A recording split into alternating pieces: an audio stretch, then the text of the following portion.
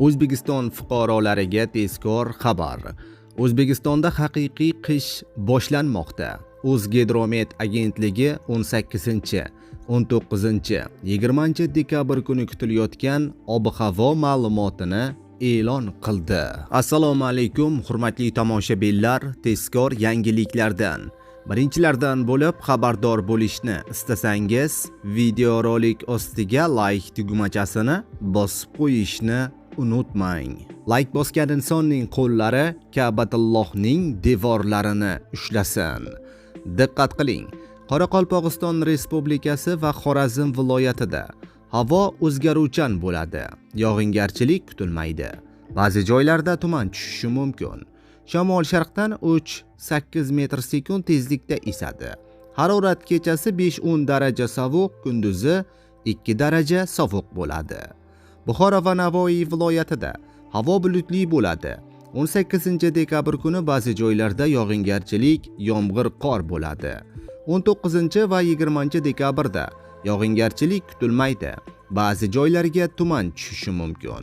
Shamol yo'nalishini o'zgartirib, sharqdan 7-12 metr/sekund tezlikda esadi. Harorat kechasi 18 dekabrda 0,5 daraja sovuq. 19-20 dekabr kunlari esa kechasi 2-7 daraja sovuq, kunduz kunlari 0,5 daraja iliq bo'ladi.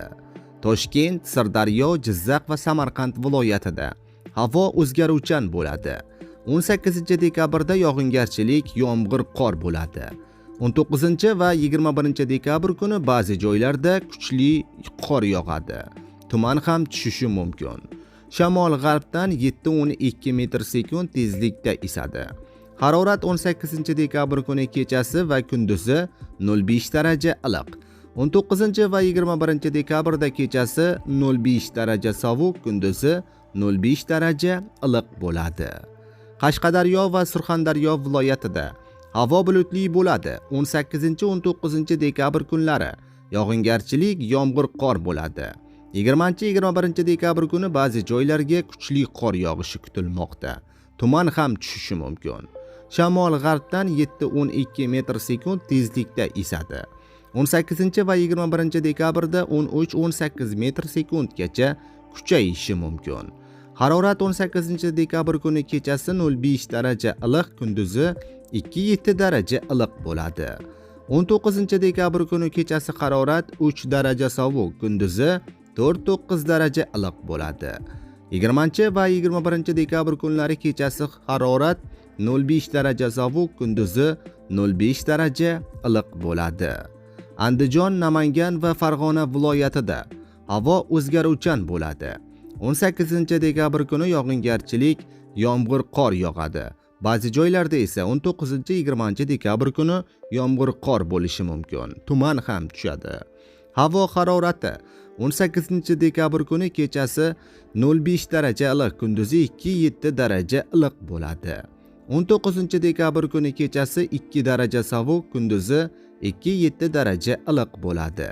20-21 dekabr kuni kechasi harorat 0,5 daraja sovuq, kunduz kunlari 0,5 daraja iliq bo'ladi.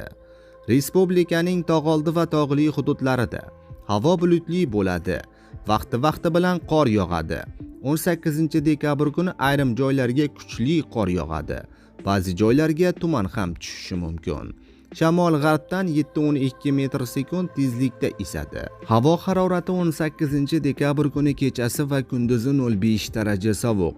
19 va 21 dekabr kuni kechasi 3-8 daraja sovuq, kunduzi 0,5 daraja sovuq bo'ladi, deyiladi xabarda. Shoshilinch xabar. O'zbekistonning qator hududlarida 18 dekabr kuni qor yog'ishi ma'lum qilindi. O'zgidromet agentligi 18 dekabr kuni uchun ob-havo prognozini e'lon qildi. Unga ko'ra, payshanba kuni O'zbekistonning qator hududlarida qor yog'ishi mumkin. Unga ko'ra, Toshkent shahrida havo bulutli bo'ladi. Yog'ingarchilik, yomg'ir, qorga aylanadi. Shamol g'arbdan 3-8 metr/sekund tezlikda esadi.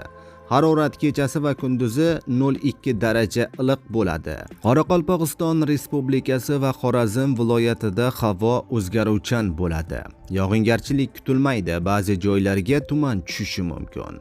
G'arbiy shamol yo'nalishini o'zgartirib sharqdan 7-12 metr sekund tezlikda esadi. Harorat kechasi 5-10 daraja sovuq, usti yurtda ba'zi joylarda 13-18 darajagacha sovuq, kunduz kunlari 2 daraja sovuq bo'ladi. Buxoro va Navoiy viloyatida havo o'zgaruvchan bo'ladi. Kechasi va ertalab ba'zi joylarda yog'ingarchilik, yomg'ir, qor bo'ladi. Ba'zi joylarda tuman tushishi mumkin. G'arbiy shamol yo'nalishini o'zgartirib sharqdan 7-12 metr sekund tezlikda esadi. Harorat kechasi 0,5 daraja sovuq, kunduzi 0,5 daraja iliq bo'ladi. Toshkent, Sirdaryo, Jizzax va Samarqand viloyatida havo o'zgaruvchan bo'ladi. Yog'ingarchilik, yomg'ir, qor bo'ladi. Ba'zi joylarda qorga aylanadi. Ba'zi joylarda esa tuman tushishi mumkin. Havo harorati kechasi 0,5 daraja iliq, kunduzi ham 0,5 daraja iliq bo'ladi. Qashqadaryo va Surxondaryo viloyatida havo o'zgaruvchan bo'ladi. Yog'ingarchilik, yomg'ir, qor, ba'zi joylarda kuchli qor yog'adi. Ba'zi joylarda tuman tushishi mumkin. Shamol g'arbdan 7-12 metr sekund tezlikda esadi. Ba'zi joylarda 13-18 metr sekundgacha kuchayishi mumkin. Harorat kechasi 0,5 daraja iliq, kunduzi 2-7 daraja iliq bo'ladi. Andijon, Namangan va Farg'ona viloyatida havo o'zgaruvchan bo'ladi. Yog'ingarchilik, yomg'ir, qor, ba'zi joylarda kuchli qorga aylanadi. Ba'zi joylarda tuman tushishi mumkin. Shamol g'arbdan 5-10 metr sekund tezlikda esadi.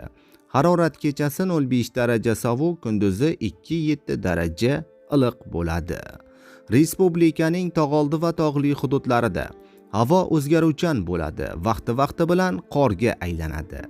Ba'zi joylarda kuchli yog'ingarchilik bo'ladi. Ayrim joylarga tuman tushishi mumkin.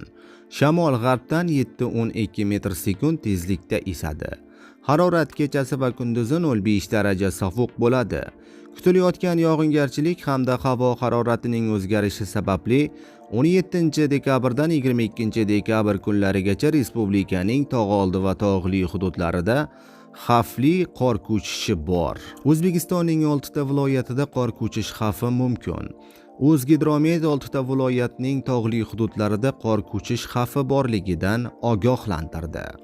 Ma'lum qilinishicha, 17 dekabrdan 22 dekabr kunlarigacha kutilayotgan yog'ingarchiliklar hamda havo haroratining o'zgarishi sababli respublikaning tog'oldi va tog'li hududlarida qor ko'chish xavfi e'lon qilingan. Shunga ko'ra, qor ko'chish xavfi bo'lgan hududlar ma'lumoti: Qashqadaryo viloyati, Dehqonobod, Kitob, Qamashi, Shahrisabz tumanlarida; Surxondaryo viloyati, Boysun, Qumqo'rg'on, Sarosiyo, Uzum tumanlarida; Samarqand viloyatining Nurobod, Qo'shrobod, Samarqand, Urgut tumanlarida; Jizzax viloyatining Baxmal, Zomin tumanlarida; Toshkent viloyatining Bo'stonliq, Parkent, Ohangaron tumanlarida; Namangan viloyatining Pop tumanlarida qor ko'chish xavfi e'lon qilingan.